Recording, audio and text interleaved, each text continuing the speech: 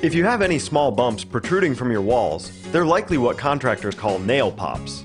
As new homes settle and drywall shrinks, sometimes the nails or screws affixing the drywall to the studs start to protrude. To repair a nail pop, you will need a Phillips head screwdriver, nail punch, hammer, quick-dry spackling compound, putty knife, sanding block, and painting supplies. You first need to determine if the protrusion is caused by a nail or a screw.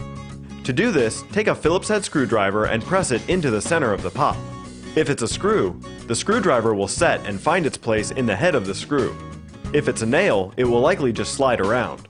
If the pop is caused by a screw, simply take the screwdriver and turn the screw until it is slightly recessed into the wall.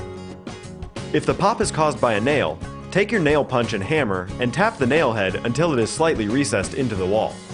Next, with a putty knife, apply a layer of quick-dry spackling compound to cover the hole. Allow it to dry and sand the surface. Repeat with another coat if necessary.